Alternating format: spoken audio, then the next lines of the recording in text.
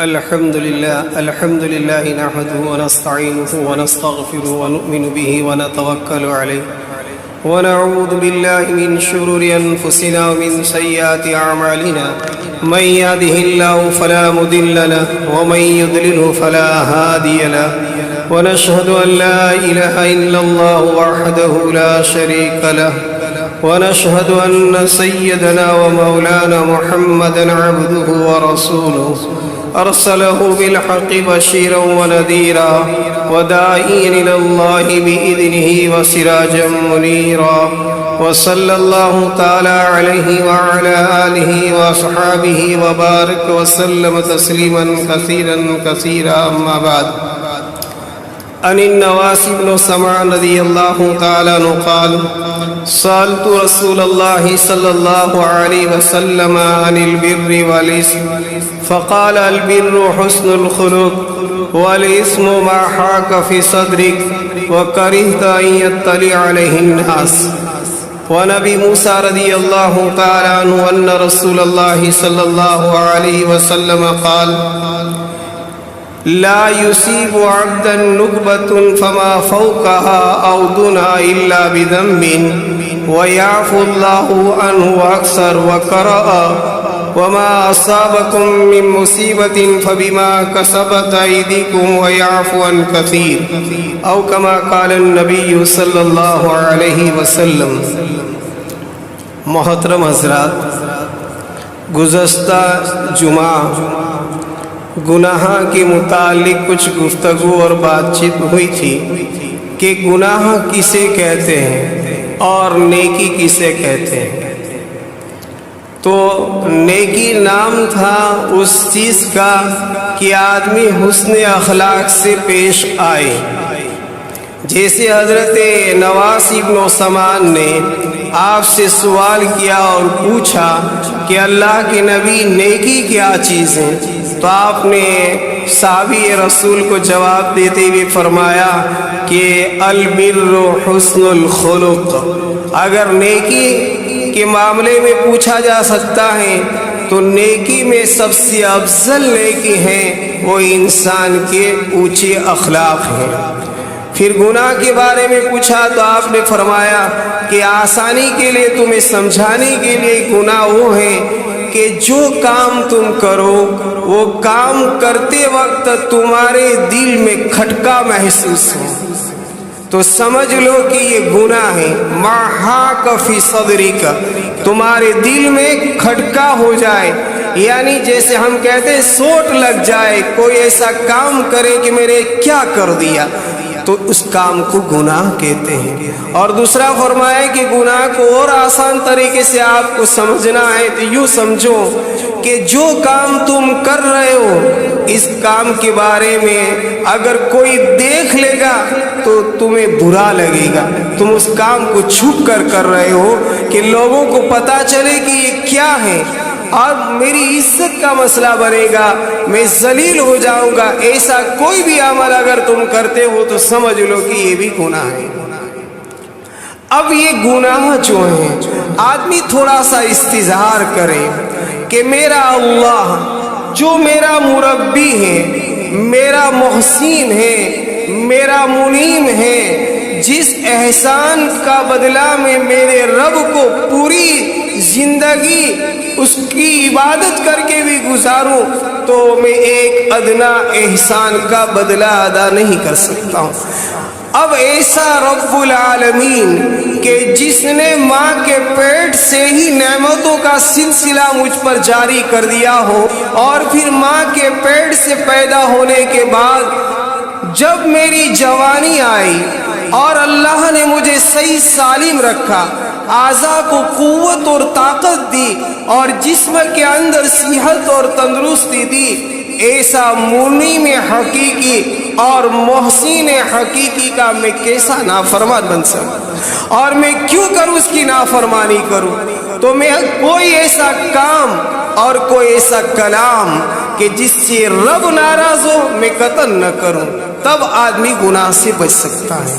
اس سلسلے میں عرض کیا تھا کہ گناہ کے مضر اور نقصان دہ جو اثرات ہیں اس کا استظہار ہو. سب سے پہلے اللہ کی ناراضگی ہو جائے گی. آدمی یہ تصور کرے، اس لیے کہ جیسے اللہ کی رضامندی، اللہ کو راضی کرنا یہ بہت بڑی چیز ہے. رضوان من اللہ اکبر، سب سے بڑی چیز عبادتوں میں اگر کوئی عبادت ہے تو یہ ہے کہ اللہ کو بندہ راضی رکھے. رضوان من اللہ اکبر اللہ کہہ رہے. تو جیسے اللہ کی رضامندی سب سے بڑی چیزیں، اسی طریقے سے اللہ کی ناراضگی سب سے بری چیز ہے. میرا رب مجھ سے ناراض ہو جائے، میرا خالق مجھ سے ناراض ہو جائے، اس کا استظہار کرے. جب ایسے مضر اثرات کا استظہار ہوگا کہ میرا رب ناراض ہو جائے گا تو میرا کیا بنے گا. دوسرا گناہ کا مضر اثر جیسے عرض کیا تھا کہ دل میں بے چینی پیدا ہو جاتی ہے، دل سے اللہ سکون اٹھا لیتے ہیں. اور تیسرے نمبر میں دل انسان کا سیاہ ہو جاتا ہے، کالا ہو جاتا ہے، جس کو کہا کلا بل ران علی قلوبہم کہہ کر قرآن کہہ رہا ہے. ان مضر اثرات کا استظہار کرتے ہوئے پھر اس پر جو سزائیں ملنے والی ہیں اس سزاؤں کو سوچتا رہے. سزا میں عرض کیا تھا کہ گناہوں پر اللہ 3 قسم کی سزاؤں کو دیتے ہیں. اگر سنبھل جائے تو بہت اچھی بات ہے. سب سے پہلے یہ ہے کہ اللہ تعالیٰ نکیر کی، ایک گناہ کی سزائیں نکیر جو گزشتہ جمعہ کہی تھی. دوسری گناہ کی سزائیں تدبیر، اس پر بات چل رہی تھی. تدبیر یہ ہے کہ بندہ دنیا میں گناہوں کے پلان بنا رہا ہے، گناہ کر رہا ہے، اللہ بھی اس کے ساتھ تدبیر چل رہا ہے. اگر یہ تدبیر میں سنبھل جاتا ہے تو بہت اچھی بات ہے، اور تدبیر میں نہیں سنبھلتا ہے تو تیسری سزا ہے وہ حق تعالیٰ شانہ و عم نوالہ کی طرف سے تاخیر ہے. تو تدبیر پر میں ایک بات کہہ رہا تھا کہ دنیا میں جیسا ہم کریں گے ایسا ہمارے ساتھ معاملہ کیا جائے گا. ہم اگر خیانت کرتے ہیں تو ہمارے ساتھ بھی خیانت کا معاملہ کیا جائے گا. ہم اگر دھوکہ دیتے ہیں تو ہمارے ساتھ بھی دھوکہ ہوگا. ہم اگر کسی پر ظلم کرتے ہیں تو ہمارے اوپر بھی ظلم ہوگا. یہ اللہ کا اصول اور ضابطہ ہے. اس پر میں نے مصر کے بادشاہ طلون بن احمد کا واقعہ سنایا تھا کہ جب اس کے لڑکے نے اپنے باپ کی سیٹ کو سنبھالا اور باپ نے جس کو اپنا معتمد احمد یتیم کو سمجھا تھا، اس احمد یتیم کو جب ابو الجیش بادشاہ کے لڑکے نے حکومت کا نظام سنبھالنے کے لیے ان کو کہا تو کچھ وعدے ان سے کیے تھے اور کچھ شرائط کیے تھے. تو اس شرائط کے مطابق وہ کام کر رہے تھے اور کام ہو رہا تھا، اور اتنا بادشاہ کا قریب وہ بن گیا تھا کہ پھر پوری حکومت کی نگرانی ان کے حوالے کر دی تھی، اس لیے کہ انہوں نے امانت داری سے کام کیا تھا اور خانگی اور گھریلو مسائل بھی ان سے حل کروا رہے تھے جیسا گزشتہ کا.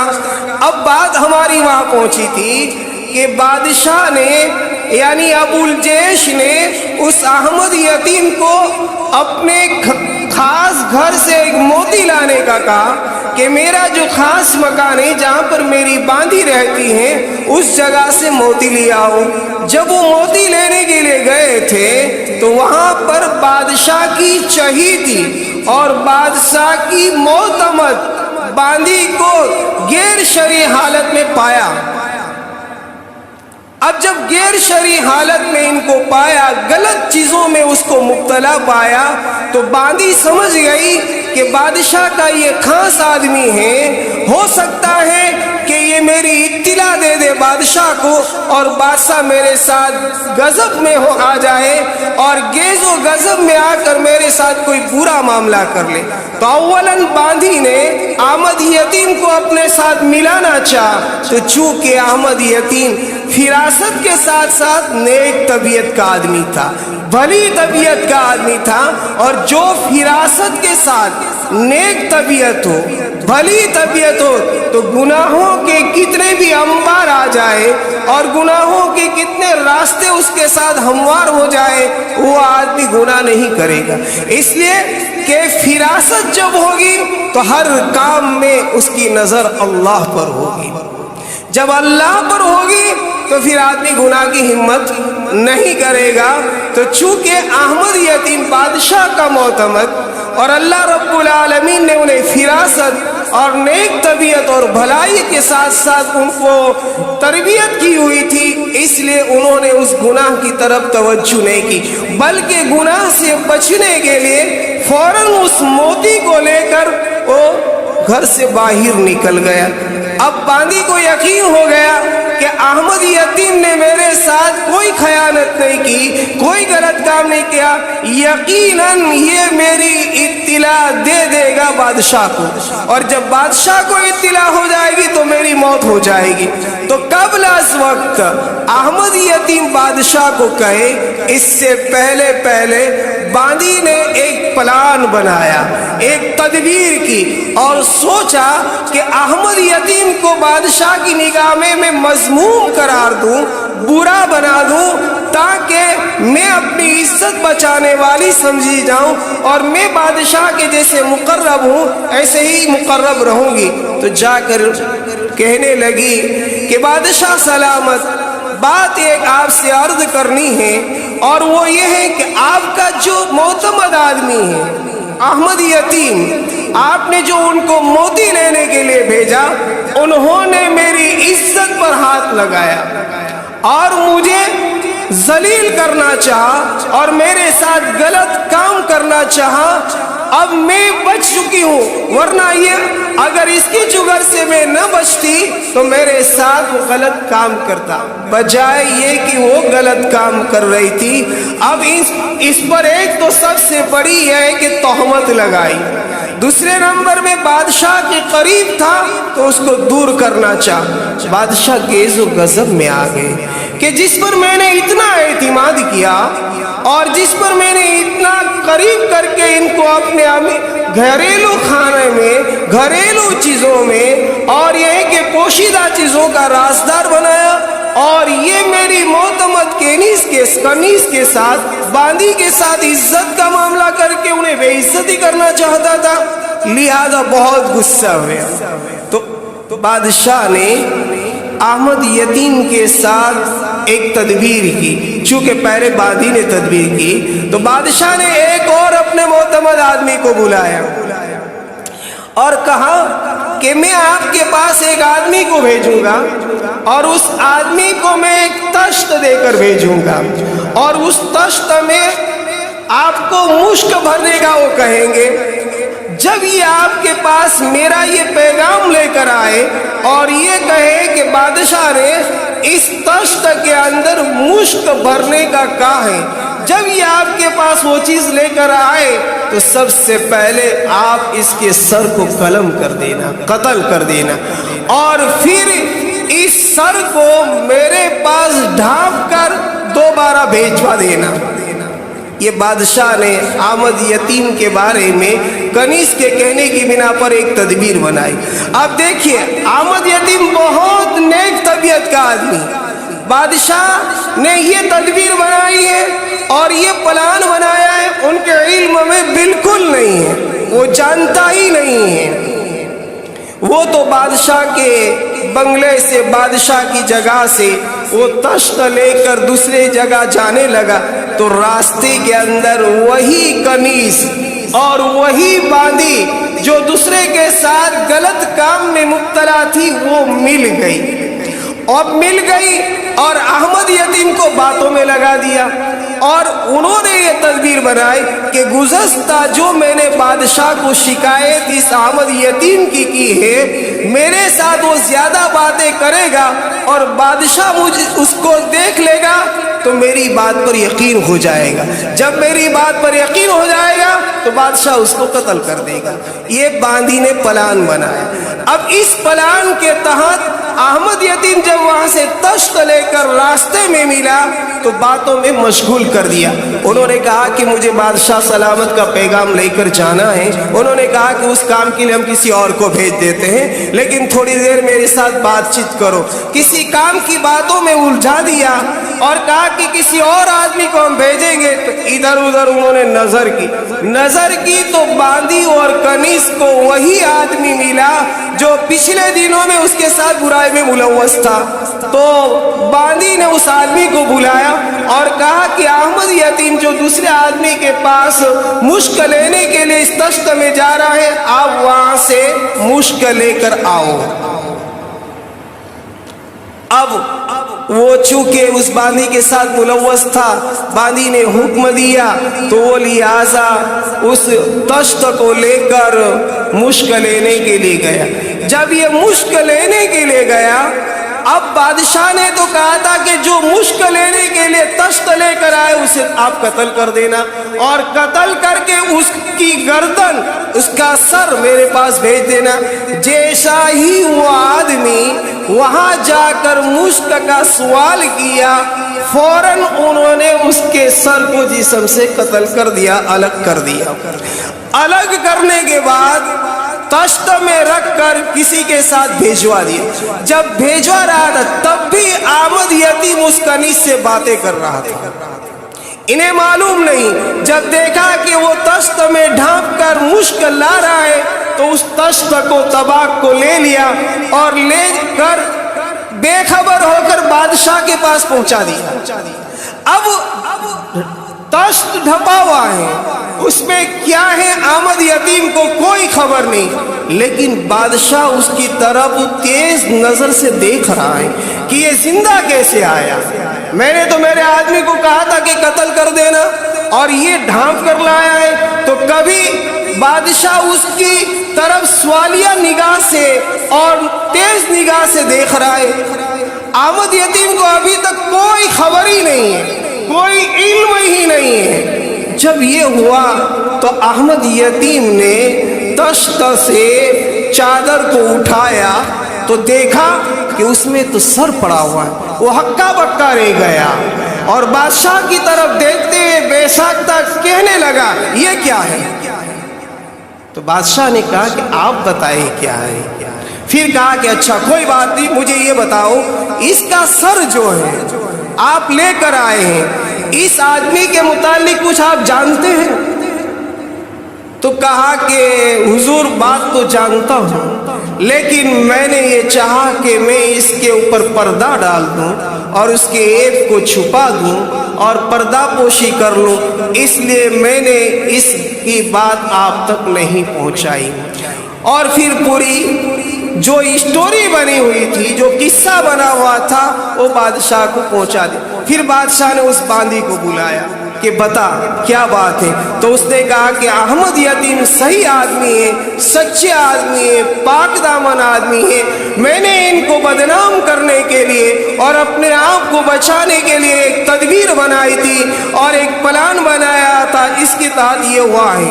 اب بادشاہ نے اس کنیز کو بلایا اور بلانے کے بعد اس کو قتل کر دیا. یہ جو میں قصہ عرض کر رہا ہوں، یہ اللہ تعالیٰ کبھی تدبیروں سے سزا دیتے ہیں.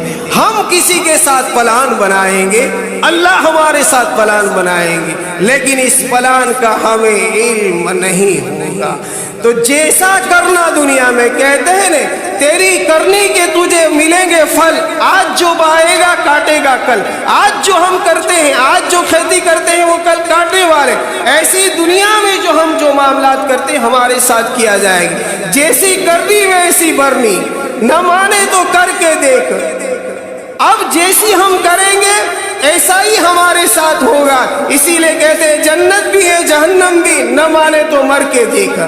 عزیز دوستو، تدبیریں ہم اگر کسی کے بارے میں کرتے ہیں، اللہ ہمارے ساتھ تدبیر کرتا ہے. جس کو ہم نقصان پہنچانا چاہتے ہیں، پیارے نبی نے فرمایا من دار دار اللہ بھی ومن شاق شاق اللہ علیہ. جو آدمی کسی کو نقصان پہنچاتا ہے، حدیث کہتی ہے اللہ اس کو نقصان پہنچائے. جو کسی پر مشقت ڈالے گا، جو کسی پر ظلم کرے گا تو اس کے ساتھ بھی ظلم کیا جائے۔ اسی لیے حدیث قدسی میں حق تعالی شانہ و عم نوالہ نے حضرت موسیٰ سے کہا یا موسیٰ کما تدین تدان، جیسا کرو گے ایسا بھرو گے، تم جیسا کرو گے ایسا پاؤ گے۔ تو دنیا میں کبھی اللہ رب العالمین تدبیر سے سزائیں دیتے ہیں، یہ تدبیر۔ اور تیسری سزا گناہ کی ہے تاخیر کی۔ عزیز دوستو، تاخیر کی سزا بہت سخت ہے اور انسان دھوکے میں رہتا ہے، اور دھوکے میں رہتے ہوئے یا تو اس کو آخری عمر میں اس کی سزا ملتی ہے یا تو پھر موت کے بعد ملتی ہے۔ یہ اللہ کی تاخیر ہے۔ اسی لیے ایک جگہ حق تعالیٰ فرماتے والذین کذبوا بآیاتنا سنستدرجهم من حیث لا یعلمون، جو لوگ ہماری نافرمانیوں کو کرتے ہیں، ہمارے ذکر سے اعراض کرتے، من اعرض عن ذکری فإن له معیشۃ ضنکا، ہماری نصیحتوں سے منہ موڑتے ہیں، ہماری اطاعت سے منہ موڑتے ہیں، ہماری آیتوں کو جھٹلاتے ہیں، سنستدرجهم من حیث لا یعلمون، ہم ان کو ڈھیل دیتے ہیں، ان کے اوپر تاخیر پہ کرتے ہیں، ان کو چھوڑ دیتے ہیں، تو وہ نعمتوں میں رہتے ہوئے، عیش و عیشت میں رہتے ہوئے اللہ کی نافرمانی زیادہ کرتا رہتا ہے، اپنی جوانی کو گناہوں کے کام میں ملوث کر دیتا ہے، مال جیسی عظیم نعمت کو حرام کاموں میں خرچ کرتا ہے۔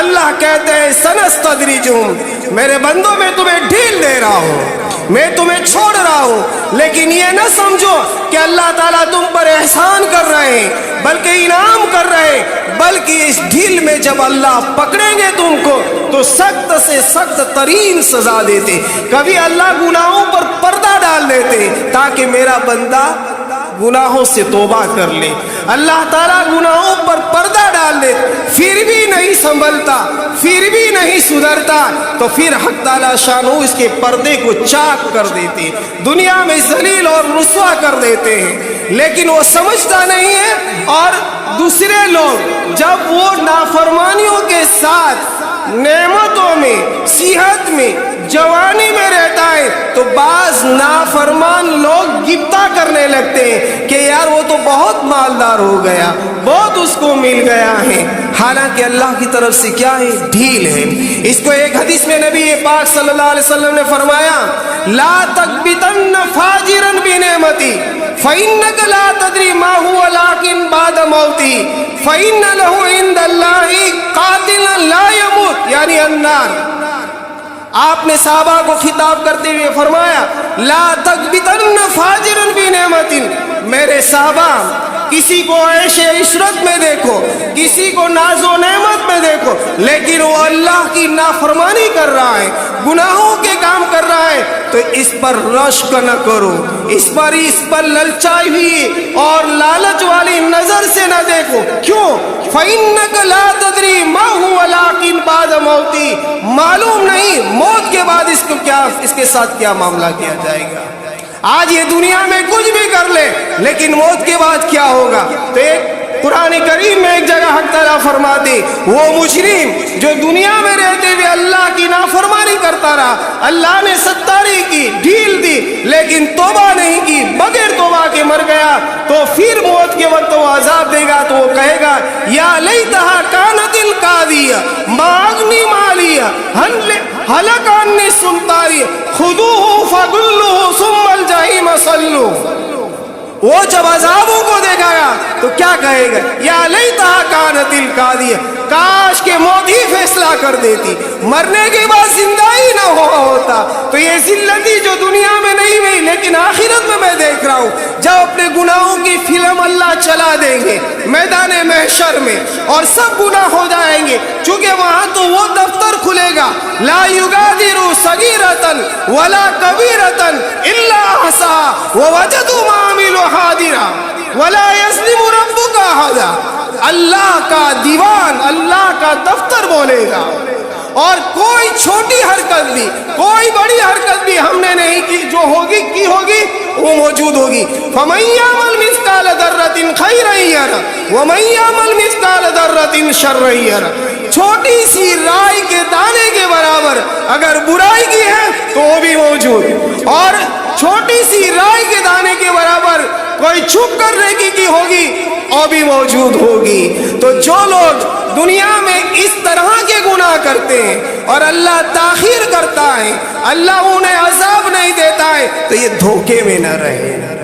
आखिरत में बहुत सख्त सजा, इसको अल्लाह कहते हैं कि तीसरी सजा में मेरे बंदे को ताखीर की शक्ल में देता हूँ।